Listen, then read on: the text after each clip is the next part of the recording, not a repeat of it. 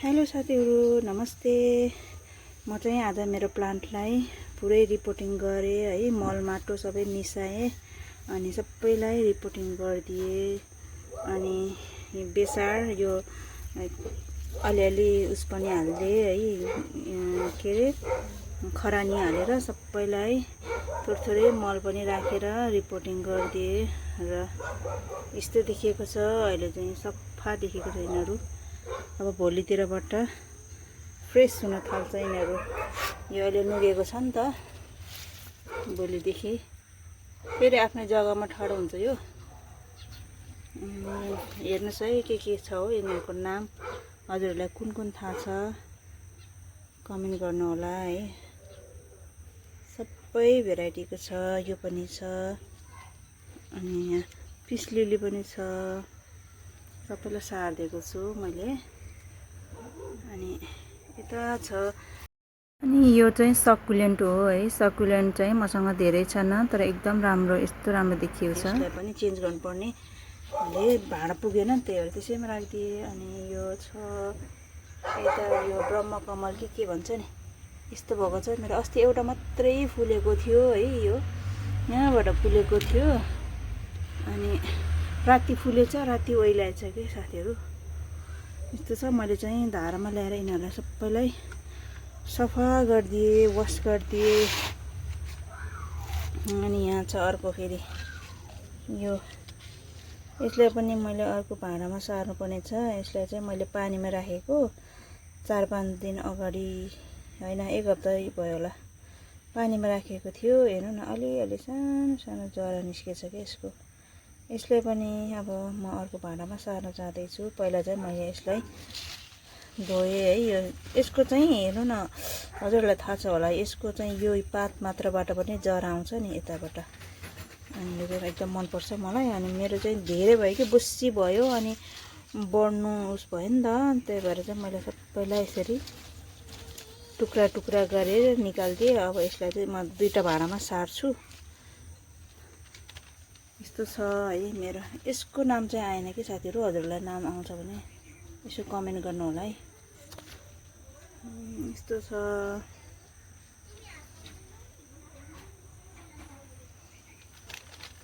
त्यस्तै के साथीहरू, हेर्नु न मेरो यो स्नेक प्लान्ट के यति धेरै के यहाँ अट्टी नअट्टी भयो। यो रङको डिब्बामा मैले एउटा मात्र सारेको थिएँ, अहिले त यहाँ एकदम अट्टी नअट्टी भएको छ। यसलाई पनि अब 4-5वटा अझै भाँडा चाहिन्छ।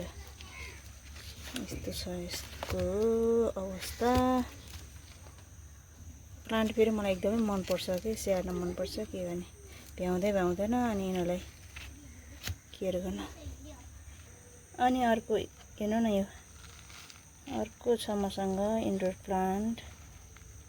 कस्तो राम्रो छ। यसलाई पनि सार्नुपर्ने छ बिचरा। यहाँ हेर्नु न, पानी सुकेर यस्तो हालतमा छ कि।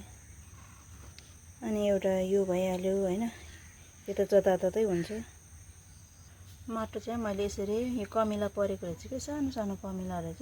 त्यही भएर खरानी अनि यो मल के, यो हड्डीको मल अनि बेसार सबै मोलेर चाहिँ अघिको त्यो बिरुवाहरू रिपोर्टिङ गरिसकेर अनि अब यसलाई पनि रेडी गरिराखेको छु। अनि हेर्नु न, मसँग जेरिनियम यही एउटा मात्रै छ कि, तर बुस्सी भएर आएको छ यो पनि। यसलाई नि अब बिस्तारै सार्नुपर्छ। अहिले चाहिँ बिचरा बल्ल यस्तो यस्तो भएर आएको छ। अनि मसँग छ यहाँ बनधनिया, एकदमै मनपर्छ। हजुरलाई कति मनपर्छ बनधनिया? यस्तो छ है। अर्को पनि छ मसँग यो, अर्को पनि सकुलेन्ट। हेर्नु न मसँग सकुलेन्ट त यस्तो हेर्दै राम्रो के है, कति माया लाग्दो हुने कि। डल्ले खोर्सानी चाहिँ मेरो सबै मर्यो। हेर्नु न साथी, बिजोग छ बिजोग। अर्को छ मसँग यो जिरे खुर्सानी है।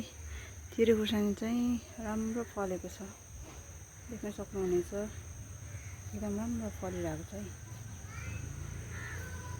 यसको भाँडा चाहिँ यस्तो छ।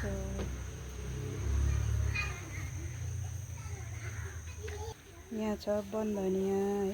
हजुरहरूलाई कतिको मनपर्छ, कस्तो मिठो हुन्छ, हेल्थको लागि पनि एकदम राम्रो हो कि यो वन धनिया।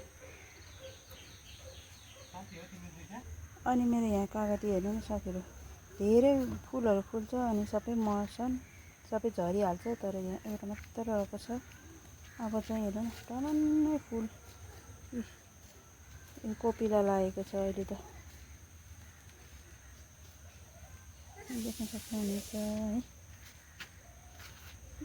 मैले यो चाहिँ यस्तो बाल्टिनमा रोपेको, जताततै अहिले कोपिला लागेको छ, यस्तो छ। अनि यहाँ छ हाम्रो लालुपाते, यस्तोमा रोपेको छु मैले।